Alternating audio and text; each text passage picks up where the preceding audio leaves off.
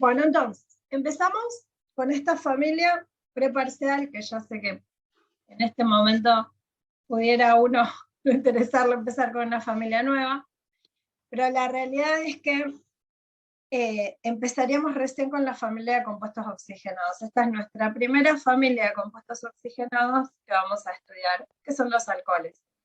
Junto con los alcoholes, no sé si se acuerdan, pero cuando vimos isomería, dijimos que los alcoholes eran isómeros funcionales de los éteres, ¿sí? Y, o sea que los alcoholes y los éteres los vamos a estudiar en conjunto, ¿sí? Dentro del mismo grupo, más no tienen ni la misma reactividad ni las mismas propiedades químicas, porque por eso son grupos funcionales diferentes. Y por otro lado, dentro de esta misma pack de clases, digamos, vamos a incluir a los fenoles, que son en realidad, ahora vamos a ver, los alcoholes aromáticos. Entonces, ¿qué sabemos de los alcoholes? Bueno, como información genérica, que siempre me gusta darles un poco. No es que los alcoholes están fuera de nuestro dominio. Muchos de los alcoholes los encontramos en la naturaleza, ¿sí? Los polialcoholes, los que tienen el grupo funcional alcoholes, ya sabemos que es el oxidrilo, ya lo reconocemos. Cuando tenemos más de un oxidrilo en una cadena carbonada, decimos que tenemos un polialcohol. La glicerina, que es la 1, 2, 3 propanotriol, es un polialcohol. También el sorbitol es el que les da el gusto dulce a algunas de las frutas, ¿sí? Y también el esteviol, que es lo que tenemos en la stevia, ¿sí? El endulzante que tomamos como stevia, el que le da el sabor a la stevia es el esteviol. O sea que en general estamos en contacto con alcoholes. Los alcoholes pueden venir solos, solos como grupo funcional, a veces acompañados de alquenos, o pueden estar en estructuras más complejas en la naturaleza, como por ejemplo los olores, los que vienen asociados a algo que van a estudiar aquellos que hagan orgánica 2, o sea, todos los de ingeniería química, los que llamamos alcoholes terpénicos. Son los que van a estar asociados a terpenos. Los terpenos son lípidos, ¿sí? Son parte de las biomoléculas, lo que llamamos en orgánica las biomoléculas, y en general están asociados a los olores. Gran parte de los terpenos están asociados a los olores. Acá les puse 2 ejemplos. El de la lavanda, que es un alcohol y un alqueno, es en realidad un isopreno, y el eugenol, que es el olor del clavo de olor.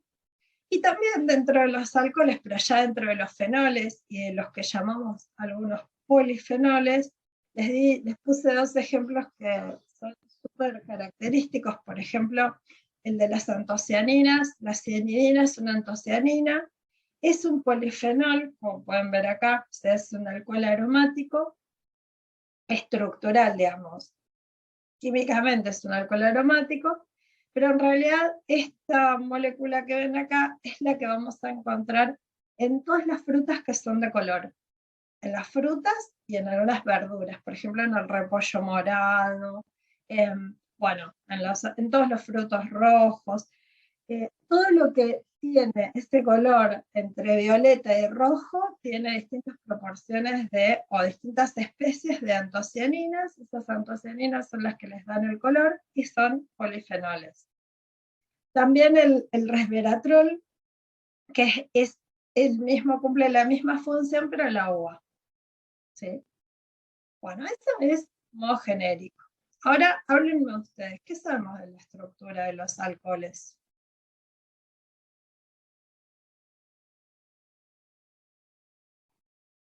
¿Cómo es ese grupo oxidrilo? Si ustedes tuvieran que escribir un alcohol, ¿cómo lo escriben?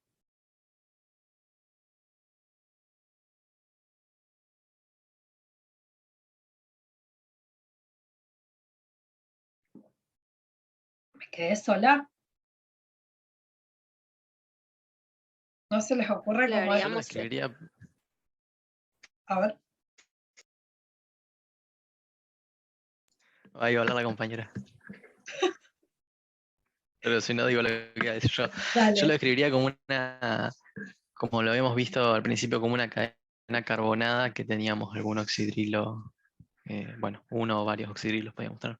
Bien, excelente. Una cadena carbonada que tiene un oxidrilo en su estructura. Ese oxidrilo es un oxígeno, ¿sí? Que está unido muy bien, como dice Lourdes, al hidrógeno y a un carbono, obviamente, porque si no, no está volando en la cadena carbonada. Uno puede imaginarse el alcohol como un derivado del agua, donde uno de los hidrógenos del agua ahora lo reemplacé por una cadena carbonada. ¿Qué esperan ustedes de este oxígeno? ¿Qué hibridación tiene que tener este oxígeno? ¿Ustedes se acuerdan que el oxígeno, como el carbono, podía tener distintas hibridaciones según cómo estaba, a qué estaba enlazado?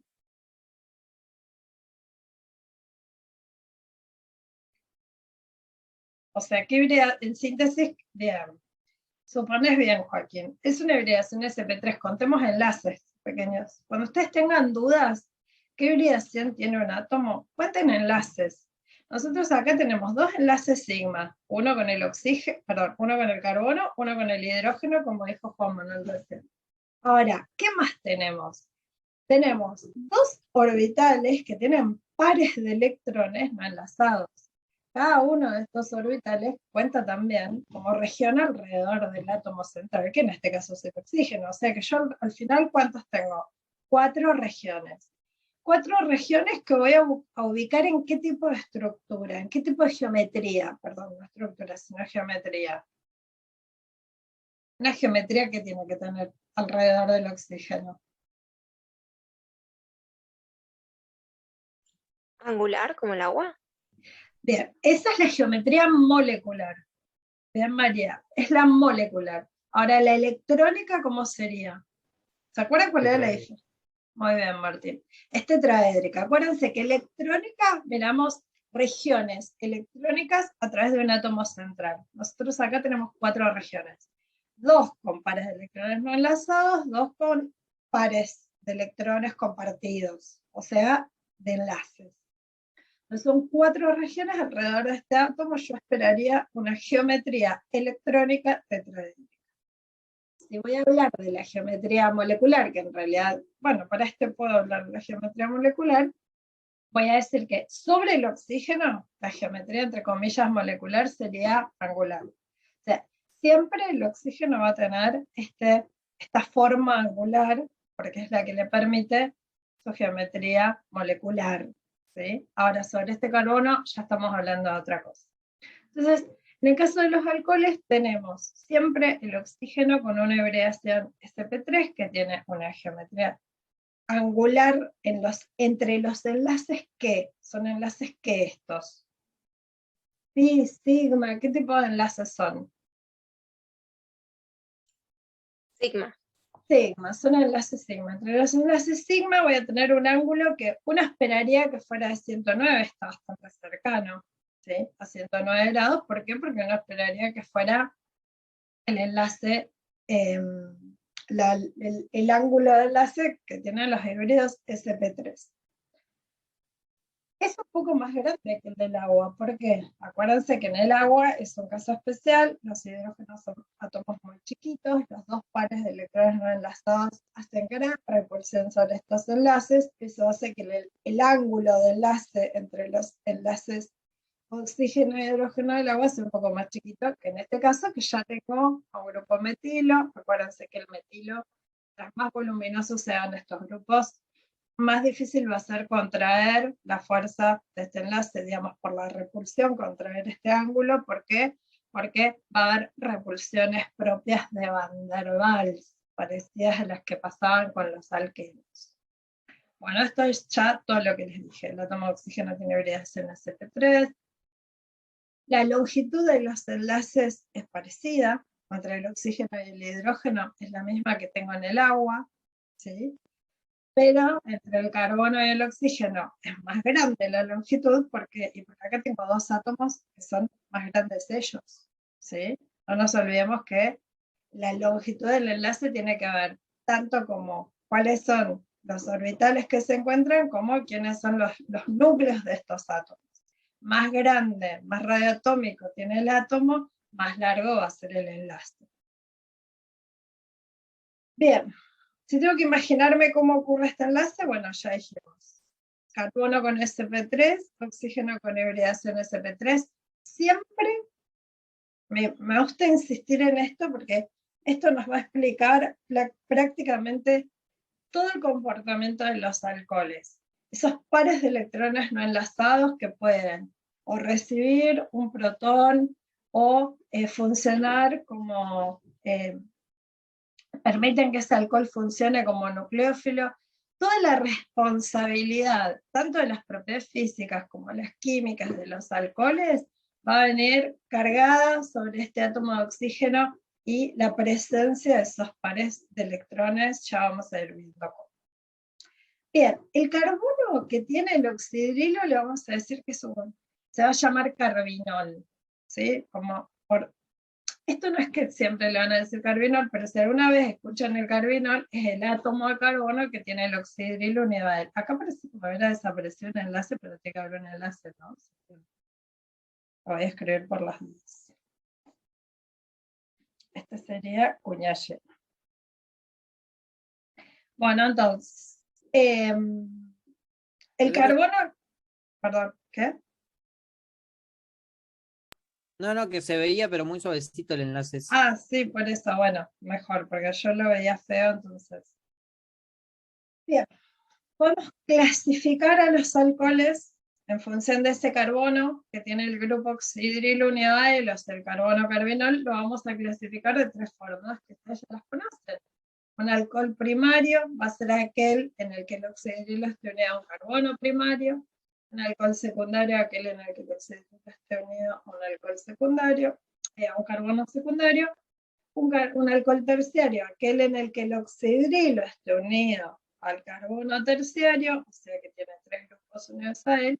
Y vamos a clasificar al alcohol aromático, y esto, ojo, como aquel en el que el oxidrilo esté unido al carbono del anillo. O sea, para nosotros este es el fenol, los alcoholes aromáticos van a ser derivados del fenol. Si tuviéramos que hablar de las propiedades físicas de alcoholes, ¿qué me dirían? ¿Qué esperan de los alcoholes? ¿O qué esperaría uno de las propiedades físicas de los alcoholes?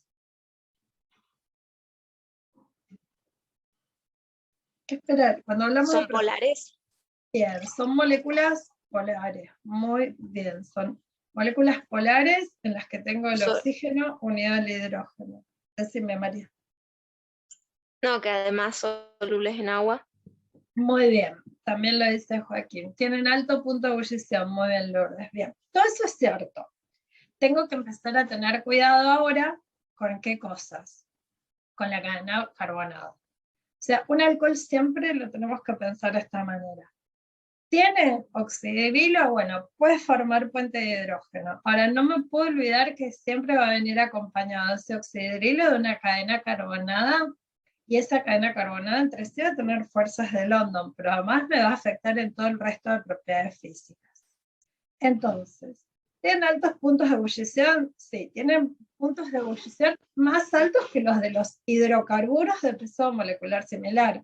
¿Por qué? Porque son moléculas polares, y además de ser moléculas polares, tienen hidrógeno unido al átomo que es muy electronegativo, que es el oxígeno. O sea que, sí, tienen altos puntos de ebullición comparados con, ¿no? Siempre decimos frente a qué. Comparados con los hidrocarburos. Ahora, ¿son solubles en agua? Si la cadena carbonada es chiquita, sí. Si la cadena carbonada es grande, no.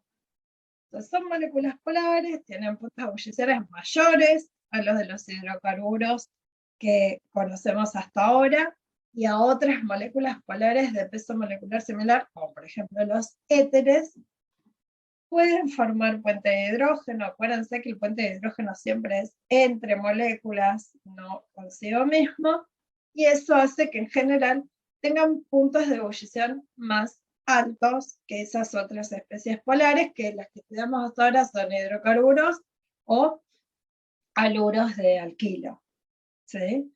Si tenemos un halogenuro o tenemos un hidrocarburo, por más de que el halogenuro sea polar y va a tener en general dipolo-dipolo entre esas moléculas, el alcohol va a tener más puntos de ebullición.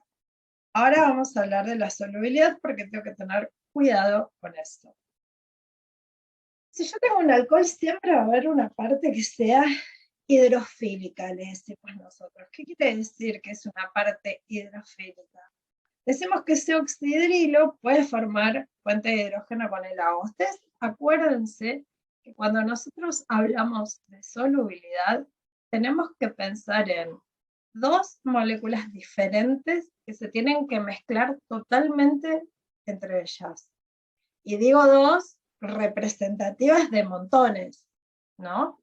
Entonces, todas esas moléculas tienen que mezclarse completamente.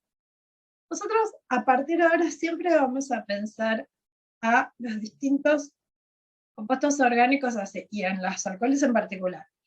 Esa zona que es hidrofílica, ¿qué quiere decir que es hidrofílica? Que tiene afinidad por el agua, va a poder formar el puente de hidrógeno con el agua, bien, y siempre vamos a encontrar una cola hidrofóbica. ¿Qué es una cola hidrofóbica? Es toda esa cadena carbonada, que es no polar, que nosotros ya sabemos que todos los enlaces, toda esta parte de la cadena tiene solo enlaces carbono-carbono o carbono-hidrógeno, entonces es una cadena que es no polar.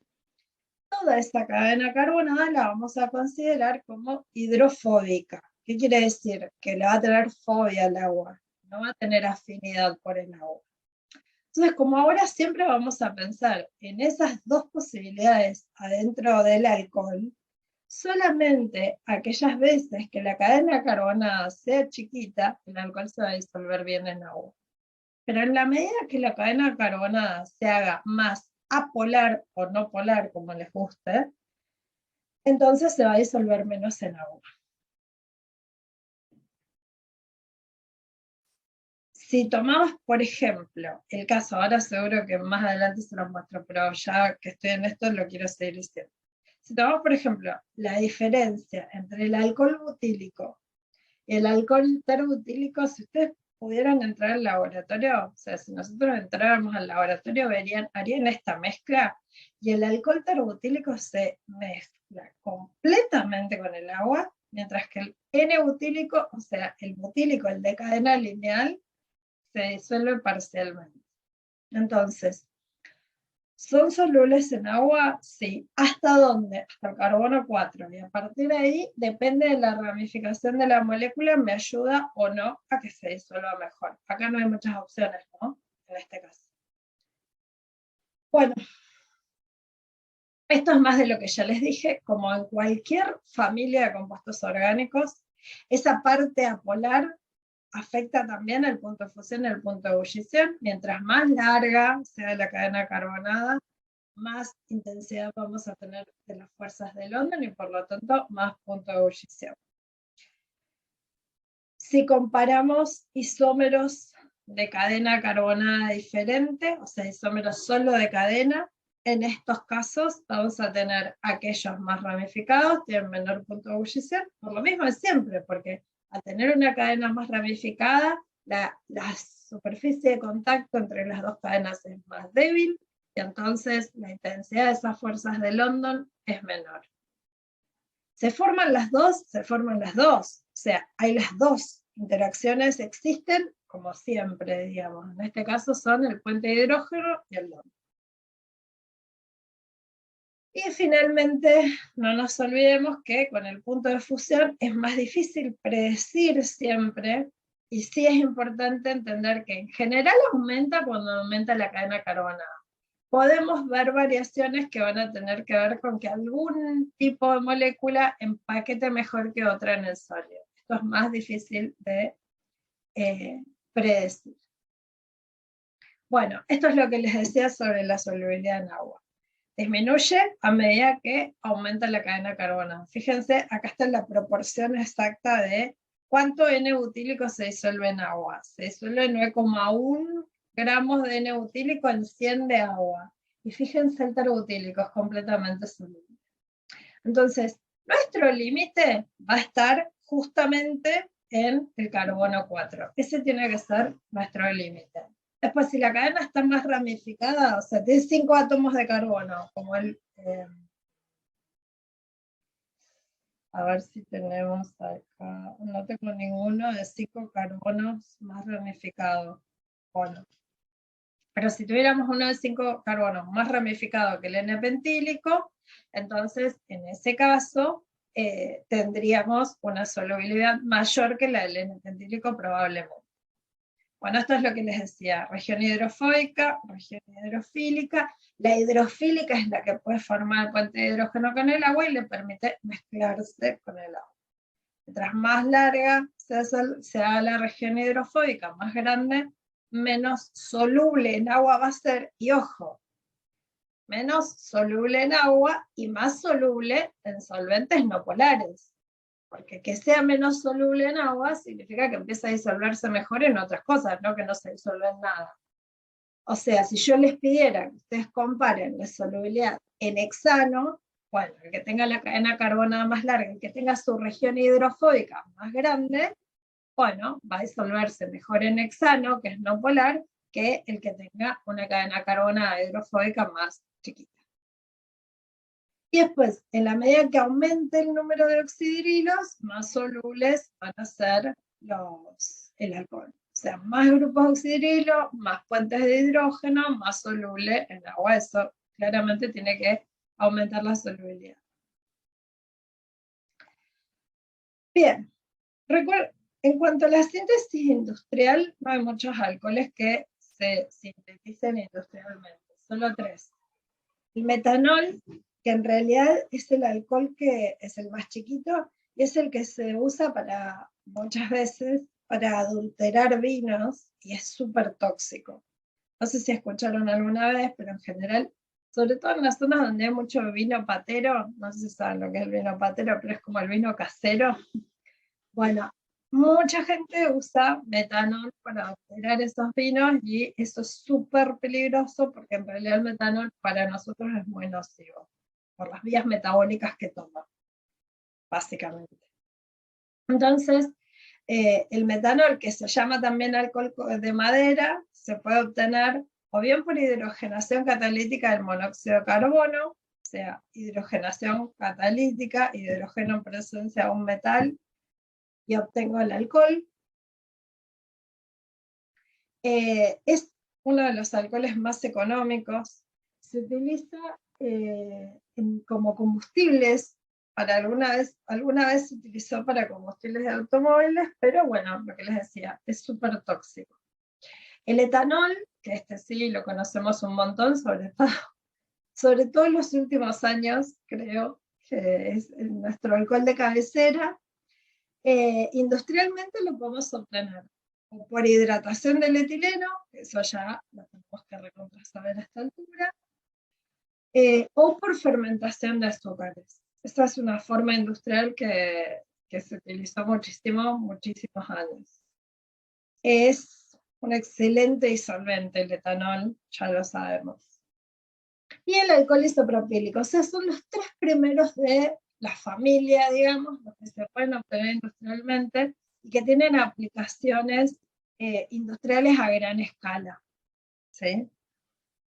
El isopropílico lo usan también como desinfectante y para las composiciones de limpiar las pantallas, todo lo que es electrónico, usan isopropílico porque es como menos violento, entiendo yo, para esas cosas. Bien. Pero lo que nos compete a nosotros es cómo podemos obtenerlos en el laboratorio. Y acá les devuelvo la pregunta. ¿Cómo podemos obtener alcoholes? De todas las reacciones que nosotros estudiamos, todas las que tienen en el cuadro, ¿alguna nos permite obtener alcohol en la cabeza? Si no las tienen en el cuadro, aunque sea que las tengan en mente. ¿Alguna me permite obtener alcoholes? Sí. Oxidación. Bueno, una oxidación suave de un alqueno, Joaquín. ¿No? Permitir obtener dioles. ¿Qué otra? la hidratación de aluros de alquilo. Hidratación de aluros de alquilo. Bueno, la hidratación de aluros de alquilo o atacarlos con una base para hacer una sustitución nucleofílica. ¿Qué más? La hidratación de alquenos. Muy bien, la hidratación de alquenos también nos permite obtener alcoholes por un mecanismo La de... hidroboración. Muy bien, la hidroboración. Y esos son todos los que conocemos hasta hoy, los métodos de obtención de alcoholes que conocemos hasta hoy y que son todos los que vamos a repasar en el día de hoy. Estos son todos. O sea, los que ya conocemos son los primeros tres. La hidrólisis básica de un haluro de alquilo, que en realidad es una reacción de sustitución nucleofílica. La hidratación de alquenos, que es una reacción de adición electrofílica. La hidroboración oxidación de alquenos, que nos permite primero adicionar electrofílicamente el borano y después oxidarlo. Y estas tres que no las estudiamos, que no las vamos a ver hoy porque son temas que necesitamos estar 100% concentrados, o sea que las vamos a ver el martes que viene. La reacción del reactivo Grignard con compuestos carbonílicos, que es un nuevo mecanismo, es una adición nucleofílica, y la reducción de compuestos carbonílicos, que lo podemos hacer mediante hidrogenación catalítica, o mediante reducción con hidruros, que también es una reacción de adición nucleofílica. Hoy vamos a repasar estas tres. Bien, me quedó re bien el cuadro. Entonces, hidrólisis de un haluro de alquilo es una sustitución nucleofílica. La puedo escribir así, con oxidrilo, la puedo escribir con agua, lo que más les guste. En realidad va a depender de a quién se lo estoy haciendo. Si yo estoy usando un haluro primario o estoy usando un metilaluro, no voy a usar agua porque no lo va a atacar. ¿Cuándo puede atacar el agua? Que es un nucleófilo débil. Cuando yo tenga un haluro que sea secundario o terciario, porque de esta manera formo un carbocatión y puede atacar el agua como nucleófilo. Tengo que tener cuidado con el secundario, porque en estas condiciones me puede dar tanto sustitución, o sea, me va a dar mezcla de productos, tanto sustitución como eliminación. ¿Por qué? Porque ya sabemos que los carbocationes secundarios son más inestables que los terciarios y eso facilita la competencia de los dos mecanismos, porque lo que pase primero es lo que le ayuda a salir de ese estado de carbocatión, digamos, hablando mal, ¿no? Si en cambio ataco con el oxidrilo, que solo como nota mental, el oxidrilo es buen nucleófilo, pero también es buena base, o sea, no nos quedemos con la idea de que es una buena base solamente, es ambos. Entonces, como tengo un oxidrilo, tengo que mirar bien la estructura del haluro que voy a atacar, porque esto también, de nuevo, me puede dar mezcla de productos, lo mismo que me pasa con el agua. En este caso es más probable que tenga una mezcla de productos, porque como es un excelente nucleófilo, pero también es buena base, el tipo indistintamente puede ir a atacar al carbono o al hidrógeno vecino a ese carbono, que eso implica la sustitución o la eliminación, ¿sí? La diferencia va a ser que si está atacando un haluro primario o secundario o terciario, va a ir por SN2. El oxidrilo no espera. El oxidrilo ataca. ¿Sí? Yo tengo mecanismos no concertados cuando lo que está atacando es muy fuerte, ya sea como base o como nucleófilo. Si lo que está atacando es muy fuerte, si la fuerza nucleofílica o de base es muy fuerte, en general tengo mecanismos no concertados. Al fin y al cabo, lo que importa es que ustedes sepan que si yo tengo un haluro de alquilo y lo estoy atacando con hidróxido, estoy facilitando, favoreciendo la sustitución. Tendría que tener cuidado, y depende del haluro, ¿no? Estoy favoreciendo la sustitución, si el haluro es primario o secundario, bueno, y también en el metilo, está más lenta, pero ojo con el terciario, que para hacer una sustitución sobre el terciario tendría que atacar con agua. Todo esto ya lo sabemos. Si vamos a escribir la reacción es esta, ¿sí? lo podemos poner diluido si es terciario, o podemos encontrar el hidróxido concentrado, en caso de que sea secundario, ¿sí? Acá puede estar diluido, puede estar concentrado. Acá debería haber escrito los dos productos en realidad. Pero con el terciario necesito que esté diluido para que no elimine. Hay algunas excepciones. Por ejemplo, en aquellos haluros como este, en el que no tengo hidrógeno vecino. Entonces acá me garantizo la sustitución sí o sí. Esto es un haluro que es un haluro aromático, donde el carbono vecino al carbono que tiene el halógeno, ¿sí? Sí, no tiene hidrógeno. Entonces esto no me puede dar eliminación. Acá no tengo competencia de reacciones. Acá sí o sí me va a dar la sustitución nucleofílica cuando lo ataque con hidróxido de potasio o de sodio. Entonces, primera forma, primer método de obtención de alcohol es hidrólisis básica de haluros de alquilo. Un mecanismo que, una reacción que siempre me puede dar mezcla de productos. ¿Sí? Tengo que tener esa nota mental en mi cabeza. Si ustedes ven, bueno, eso se los digo después cuando hagamos el cuadro para no complicarlo. Bueno, la segunda reacción, hidratación de alquenos. La hidratación de alquenos es una adición electrofílica. Acuérdense que es una reacción que tiene un mecanismo no concertado. Se ataca primero el protón, después se ataca el agua. Esta reacción sigue la regla Markovnikov. De la hidratación de alquenos sigue la regla Markovnikov. ¿Qué significa? Que si uno de los carbonos está más sustituido, uno de los carbonos del doble enlace está más sustituido que el otro, o sea, tiene la posibilidad de formar un carbocatión más estable, entonces el oxidrilo va a unirse a ese carbono que forma el carbocatión más estable. Entonces, por ejemplo, si yo tengo este doble enlace, donde tengo un carbono secundario y uno terciario, el terciario formaría un carbocatión más estable, el agua atacará ahí y el oxidrilo resulta en ese carbono. El electrófilo ataca, acuérdense lo que dice Markovnikov, el electrófilo ataca de forma tal que genera el carbocatión más estable. ¿Eso me va a pasar siempre?